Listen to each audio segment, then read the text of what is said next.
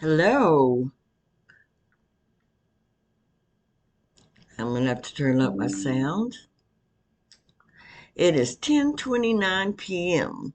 and I'm going to try to do a video real quick. Episode 2 of Nana Judy's Homeschooling and Bible um, Thoughts. Yeah, I forgot what the name was there for a minute. Yeah, I did episode 1 earlier in the day, so this is episode 2. I'm going to skip over my schooling and go straight to my daughters.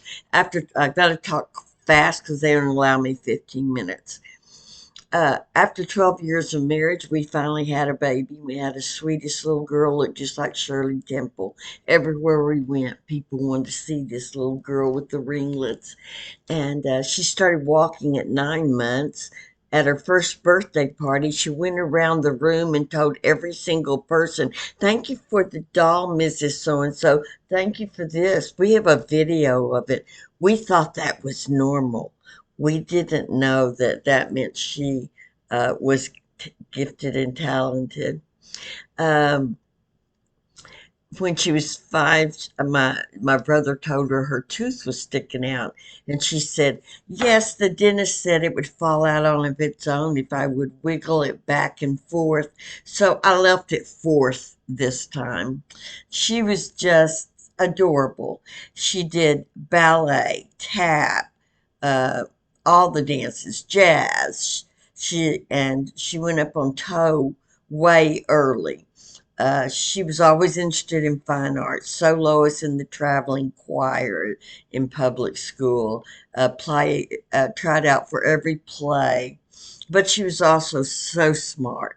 She won every award given in fourth and fifth grade at the end of the year, was the school spelling champ and all that. But what led me up to want to homeschool her, okay, which I finally started doing in sixth grade.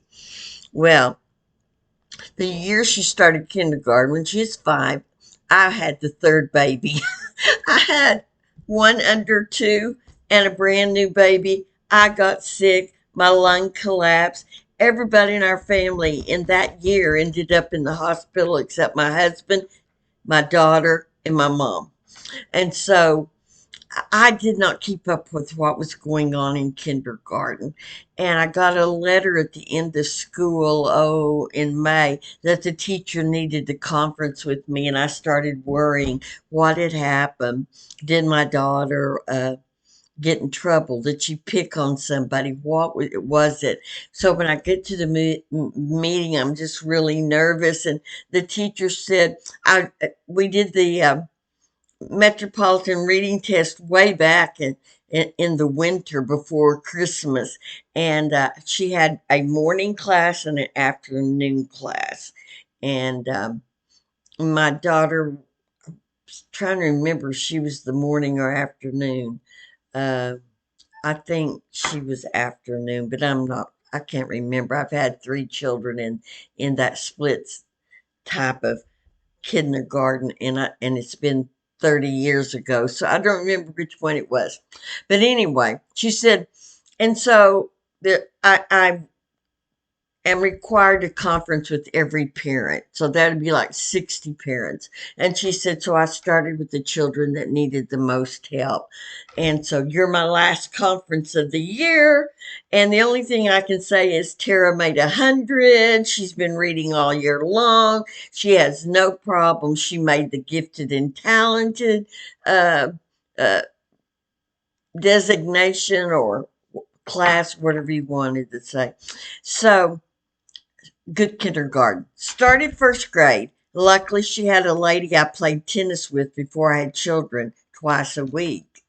We played on Thursday afternoons and Saturday mornings. So I knew Sherry real well, and she was also a professional artist. She came to me and said, "You need to back off on making Tara make good grades because she's turning herself into a nervous wreck. She cries every time she doesn't make 100." I said, I've got 2 children under 2 in my house. I'm not concerned if she makes 100 or not. I don't even look at her papers. She's doing that to herself. Then she tells me what a great artist she is and shows me one of her. art pieces of fall leaves, and all the other children either did green leaves, orange leaves, yellow leaves, brown leaves. Tara's looked like a leaf changing color, all the colors, and she told me she was going to be an artist someday. Uh, then we get to second grade. She loved her teacher. She wanted to be like her teacher. She brought home a letter saying she'd failed her eye test and needed glasses, and we thought she was copying her teacher who wore glasses until we took a little trip and she wondered why that boy was wearing a red jacket with a green hat, and what she was talking about was a fire hydrant. We got her glasses. Her first words were when she walked out of the eyeglass place, "Oh, look at the rocks in the pavement." And then at church, "Oh, the people in choir have faces." Well, I felt really like a failure as a mom that I did not realize my daughter, who could read excellently, was almost blind. Uh, then we get to third grade. And this is where the trouble begins. In third grade, the teacher only wanted to do spelling. The only spelling word my daughter missed all year long was the capitalized day on Valentine's Day. And but yet we had paper, write these words, write these words, write these words, night after night after night. We would study for a history test, a science test, and it would get delayed a week because we didn't finish spelling. So I started researching, what can you do? What can you do when that's all a teacher was concerned with? And I thought I had a plan. I went up there to talk to her. The kids were out of the room. And when I walked in, I saw these flower pictures on the wall. And I noticed immediately that my daughter had done two of them because they looked like real roses, and everybody else's looked like a third grader had done the roses. So when the teacher came in the room, she said, apologized for being late for our meeting, but she couldn't find her glasses and she had been out looking for them, and they were up on her head. After I told her that, then I asked why my daughter did two roses and everybody else only did one. And she said, oh, everybody just did one. I said, oh no, that one's Tara's, that one's Tara's. She said, nah, you're wrong. Well, later she asked Francella if she did her own painting, and she said, no, I couldn't do it, so Tara did it for me. She's always been an artist. Yeah, I could tell right away. Okay, so then that's when my research really got into homeschooling. I knew this wasn't going to work much longer. When you've got a child having to write spelling words night after night after night after night who doesn't need it, and then later, of course, she becomes a school spelling champion. Fourth grade, fifth grade, she won every award they gave at the end of school. And my husband just would not give in to homeschooling. I did not want her to go to middle school. I knew how wild it was because I had a neighbor whose daughter was in middle school and was a cheerleader, and she told me stories. I did not want my daughter going to middle school. And so we go to the regional spelling bee, and when my daughter misses her spelling, one of her words, we leave the school in between classes after the bell had rang. We walk out in the hall, and there is our neighbor making out with a boy at a locker. We get in the car after we shuffled her out the door real quick, and my husband turns to me and says, you can homeschool her next year. Yeah, I got to homeschool. Well, I've been preparing for 2.5 years. I knew exactly which curriculum I'd use. I knew what I would be doing. Luckily for me, one of my best friends who did Girls in Action at church with me was going to start homeschooling her daughter, who was a grade ahead of Tara. And we decided I would homeschool them together, and because they were so close in abilities.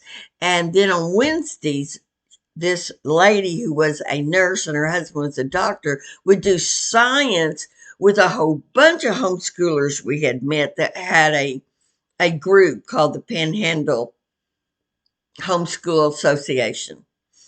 And so we did. And so our homeschooling began that year when Tara started 6th grade. Now let me check the time. And I think I've used 10 minutes, if I'm right. Uh, so I think at this point, I will leave you hanging to see how homeschooling went and how she ended up at a public school as valedictorian. So this will be the end of episode 2. And I hope you'll join me for episode three to find out how homeschooling went very well. I'll let you know very well until my daughter passed me in math.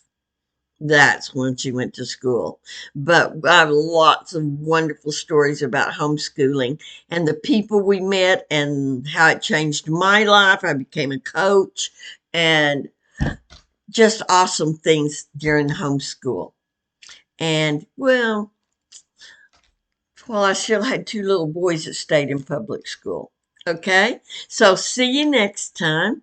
And remember, it's Nana Judy's homeschooling and Bible thoughts. We will get to the Bible eventually. Bye bye.